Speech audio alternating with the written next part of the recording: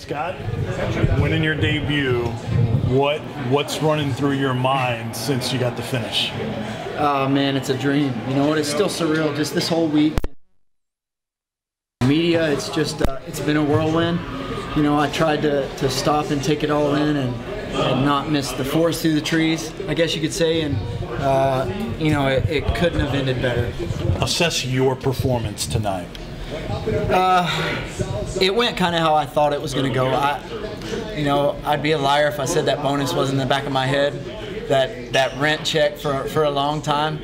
So I'm calling it reverse octagon jitters. I wanted to finish him so badly I was throwing myself off the feet trying to hit him and put him away. So you know, I wasn't necessarily tired, but I was really going for the finish. So reverse octagon jitters. You look like you had a good comfort level, pretty light on your feet, maybe didn't overreact to when he was stunned a little bit.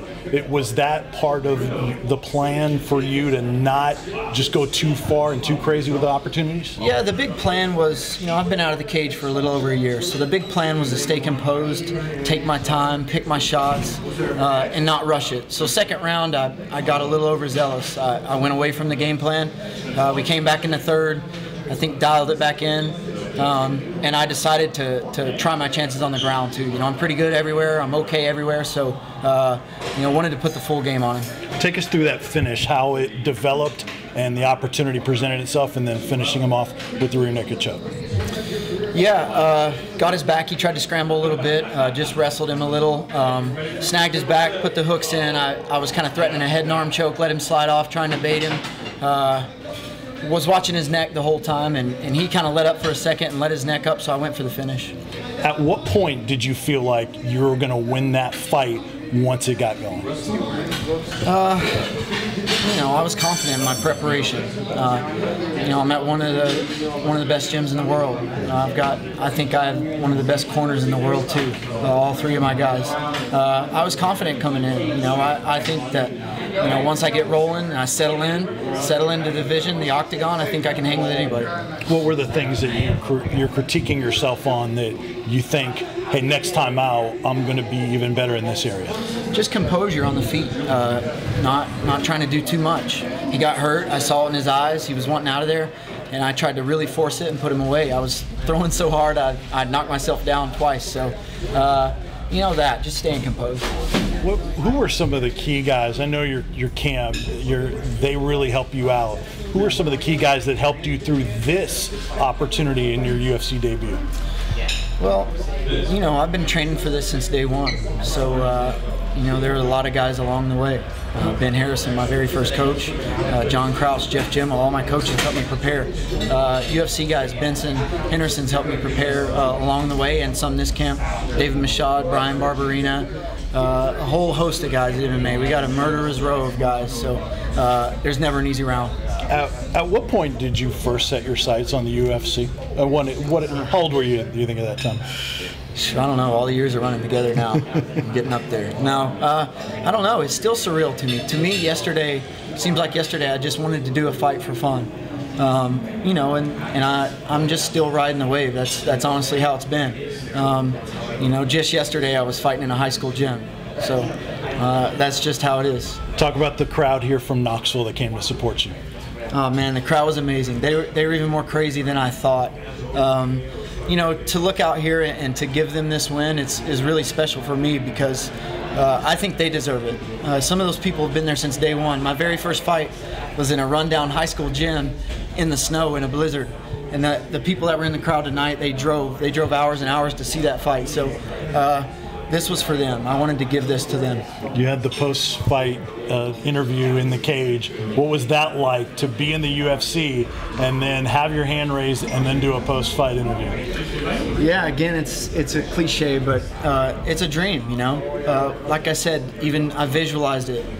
Bruce Buffer calling my name, yelling at me giving Bruce Buffer a fist bump. That's something I wanted to do. Every guy that does that, I say, I'm doing that. When I go out, I'm giving Bruce Buffer a fist bump. So, you know, to get that interview and to be that guy is special, and you know, I'm ready to get rolling now. I've got a good one under my belt. What about Ovin St. Peru tonight? Talk about his opportunity in the main event. Oh man, you can never count Vince out, man. I'm picking him to win. Obviously, it's my boy. We're from the same town. We're both Tennessee Vols. You know, we've been doing this since day one. If you saw the cars we used to drive in to get to practice, you'd be behind us too. But no, I'm ready for him to do it tonight. He just needs one shot. Doesn't matter, anybody in the world. Hot sauce. Thanks so much. Congratulations. Thank you, Vince. Still hit you with some pretty good shots. You hit him with some pretty good shots first and second round. Were you surprised that he was still standing after some of those punches? Yeah, you know, I was, but he's tough. I knew he was tough. For me, you know, I was pushing the punches a little bit. I think I was just trying to throw too hard. So some of the punches were landing a little bit hard, but the snap is what knocks people down a lot of times, and I just didn't have that snap a lot of times. But there were a couple shots where I was like, man, and I think that's why I got a little overzealous in the second. I'm like, all right, I'm putting this guy away.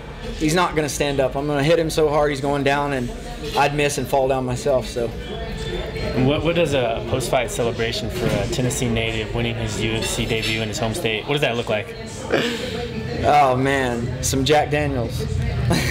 No, just going to enjoy everybody. You know, I'm away from home. I spend a lot of time in Arizona now, so I don't get to see friends and family a lot. So just going to enjoy the crowd, and I'm going to go out in that crowd and hang and try to live it up and live in the moment. So it's a special night for me. When you're getting very excited, you know, your second round, you come out with that flying knee towards the end, all the spinning the hooks. How did the team settle you down? What did they say to you when you got back to the corner? Just relax. They said, hey, you don't need some big spectacular move to finish him. They said change levels, go to the body, clean him up with the hook, or double jab, right hand over top. It's there. And I started doing that in the third, and started finding some success. It turns out those guys in the corner know what they're talking about. Well, you look pretty well off. How soon do you want to get back in there? You know, I've said it a few times. I want to cut the line. You know, I'm here. You know, obviously I need some more experience, but I'm here to fight, man. I'm here to compete at the highest level. You know, and I'm not backing down.